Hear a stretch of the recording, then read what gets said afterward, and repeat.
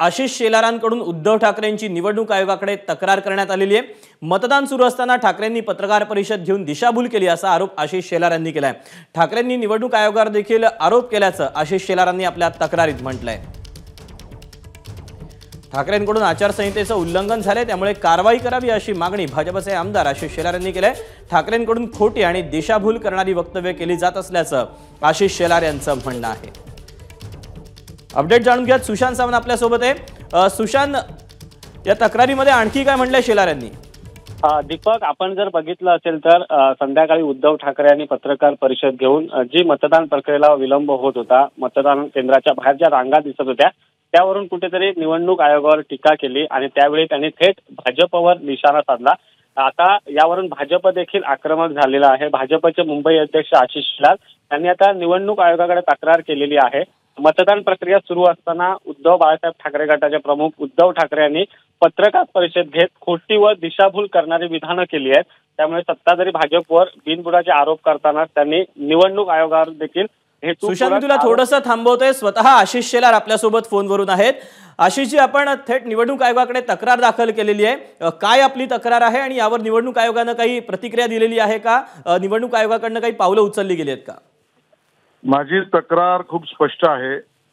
मतदानाचा कार्यक्रम चालू असताना मतदान प्रक्रियेमध्ये आणि निवडणूक आयोगाच्या कामामध्ये एका अर्थाने हस्तक्षेप, आरोप किंवा गैरसमज पसरवणं हे पीपल्स रिप्रेझेंटेशन ऍक्ट आणि मॉडेल कोड ऑफ कंडक्टचं व्हायोलेशन आहे। उद्धव ठाकरेंनी ते सपशेल केलेलं आहे। केवळ तेवढंच नाही तर एका प्रकारे पोलिंग स्टेशन मधल्या अधिकाऱ्यांवर दबाव आणण्याची भाषा त्यांनी केलेली आहे आणि त्यामुळे एक निष्पक्ष असलेल्या व्यवस्थेतील अधिकाऱ्यांवर दबाव आणून त्यांनी निष्पक्ष वागूच नये, नियमाप्रमाणे वागूच नये असा त्यांचा प्रयत्न आहे आणि म्हणून तोही मॉडेल कोड ऑफ कंडक्टचं व्हायोलेशन आहे।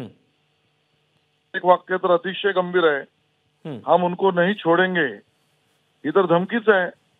आणि एखाद्या राजकीय पक्षाच्या अध्यक्षाने निवडणूक आयोगातल्या पोलिंग स्टेशन मधल्या अधिकाऱ्यांना धमकी देणं या विषयामध्ये निवडणूक आयोगाने कारवाई करणं अपेक्षित आहे। त्यामुळे माझं पत्र स्वयंस्पष्ट आहे, निवडणूक आयोग यावर काही कारवाई करेल। आशिषजी, निवडणूक आयोगाकडनं याची काही दखल घेतली गेली का? काही रिप्लाय त्यांच्याकडून आलेला आहे का? पत्र आता गेलेलं आहे, मी स्वतः याचा पाठपुरावा करणार आहे। खऱ्या अर्थानं निवडणुकीतला पराभव उद्धव ठाकरेंना दिसायला लागल्यावर त्यांनी या पद्धतीचे बेछूट आरोप मोदीजींवर, भाजपवर धमक्या देणं, कामामध्ये हस्तक्षेप करणं सुरू केलेलं आहे। त्यांना एवढंच हवं होतं तर त्यांनी निवडणूक आयोगाला तक्रार करायला हवी होती की या सगळ्या गोष्टी चुकीच्या चालू आहेत।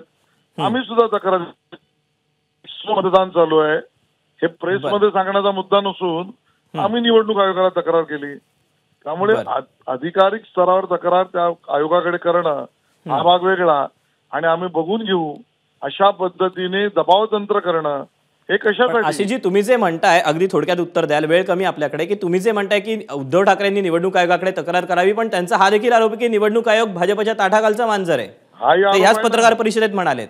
नाही, हाही त्यांचा मिसकन्सेप्शन आहे ना। लोकांसमोर खोटं पसरवणं हा गुन्हा आहे की काय? मुद्दा आहे त्यांच्याकडे, काय पुरावा आहे त्यांच्याकडे? उचलली जीभ लावली टाळायला उद्धवजींनी करू नये, काही पुरावा आहे मोदीजींवर बोलायला, भाजपवर बोलायला? तुम्ही काही बोलाल आणि त्यामुळे तुम्ही बोलाल ते सत्य हे तुमच्या शिवसेनेच्या शाखेत, आयोगासमोर नाही। आशिषजी, धन्यवाद आपण दिलेल्या सगळ्या सविस्तर प्रतिक्रियेबद्दल। एबीपी माझा, उघडा डोळे बघा नीट।